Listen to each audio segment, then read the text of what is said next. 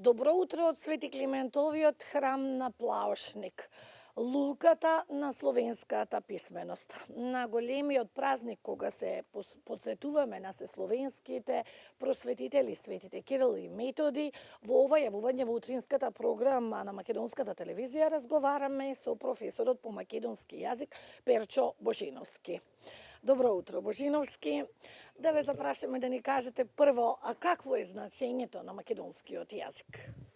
Денеска токму на овој ден, на 24 мај, денот на словенските просветители, голема е честа и благодарноста за нивната благородна мисија, со која што тие го изведуваат населението од незнаењето и греовниот мрак. Во однос на писменоста и јазикот, тие се нашите духовни родители и можеме да кажеме дека нивната животна мисија, така може да ја наречеме, не е наменска, не е само за одредена територија, не е само за одреден народ, одредена група на луѓе, туку таа е за голема маса народ, значи за целиот словенски народ да го изведат од мракот на незнаењето и неписменоста. Па така во 863 година заедно со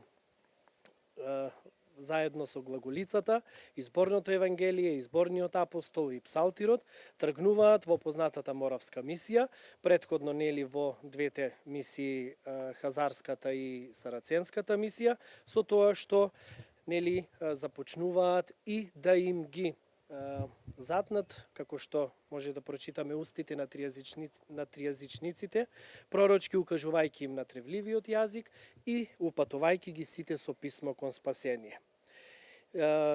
Животната мисија на браќата Кирил и Методи има монументален светски карактер, дело со љубов, надеж, живот, кој е богочовечка и боголюбна.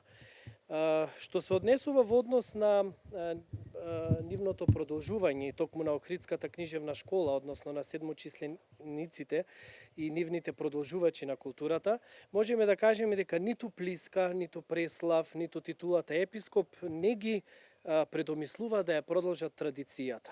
Тоа е едно од основните правила на Охридската книжевна школа и карактеристики, а тоа е традиционалност, односно употребата на глаголицата. И во ова време на осудување и оспорување на македонскиот јазик, токму таа употреба на глаголицата е основната разлика помеѓу Охридската книжевна школа и Преславската книжевна школа. Значи, до 13 век се употребува глаголицата, се употребуваат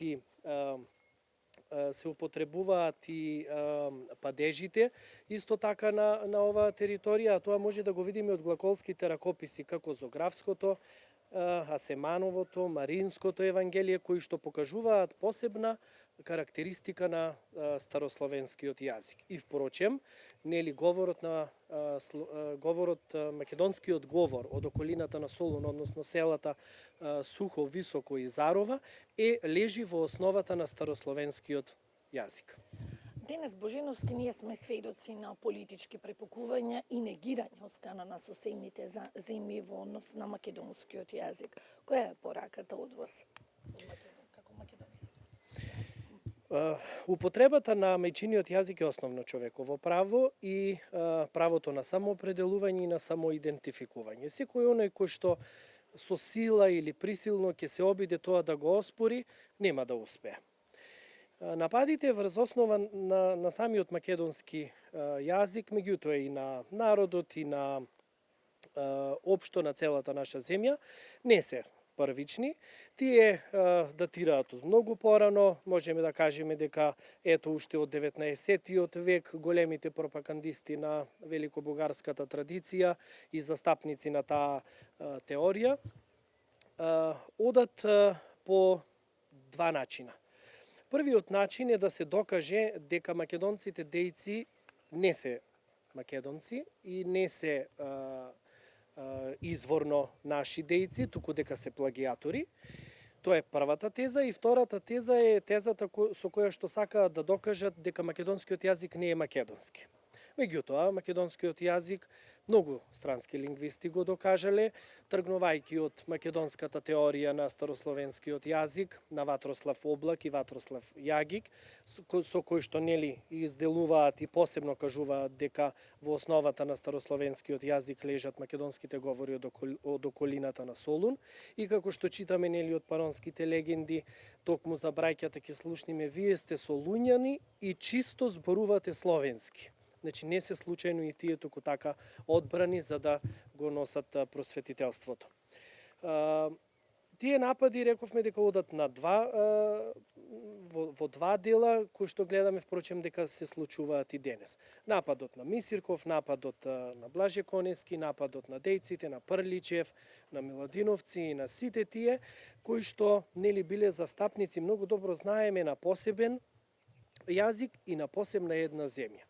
Не може да го спориме фактот дека има две гледишта во почетокот на 19-тиот век, низ целиот 19 век, односно гледишта на оформување на еден заеднички македонско-бугарски јазик и оформување на еден посебен македонски јазик.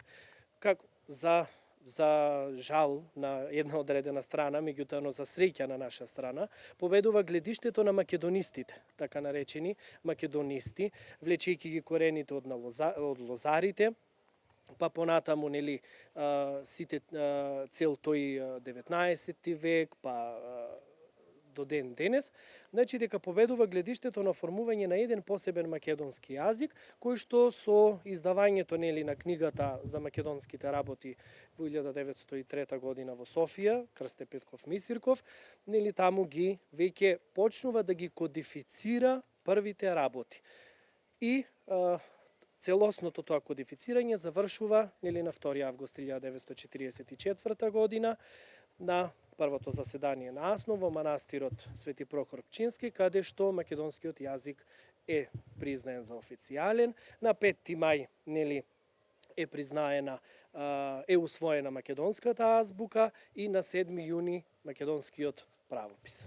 Многу често, Божиновски, во денешно време од некои македонисти слушаме дека македонскиот јазик е еден од најстарите, неговото потекло е еден од најстарите јазици. И дали знаете, дали случајно знаеме колку милиони луѓе во светот денес го зборуваат нашиот јазик?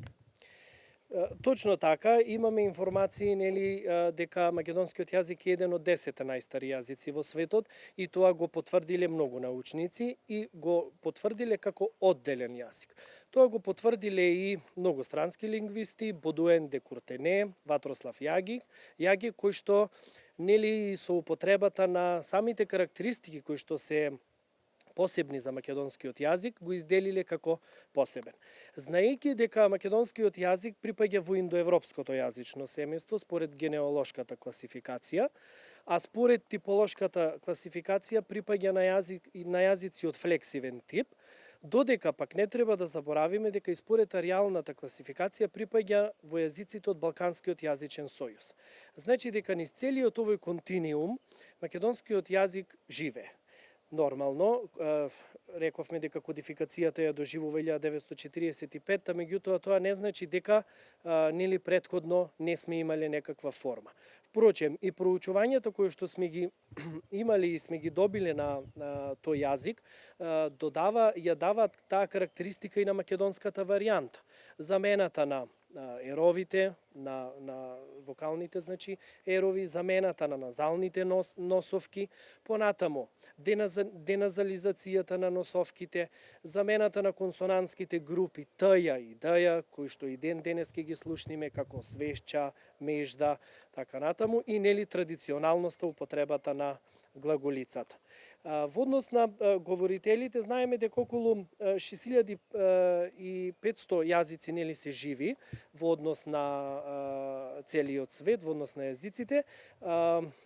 Сега точна бројка колку говорители би говореле на македонскиот јазик, меѓутоа знаеме дека се говори на сите континенти. Јас негде се на бројка 3 милиони луѓе. Јас мислам дека тоа е малку или е многу, не знам.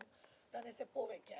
А, Или околу тука. Според мене нема место каде што македонскиот јазик не се зборува и каде што нема говорител, така што нема потреба ни да се грижиме дека од некоја причина македонскиот јазик би исчезнал. Ви благодарам многу што бевте дел од утринската програма на македонската телевизија. Студио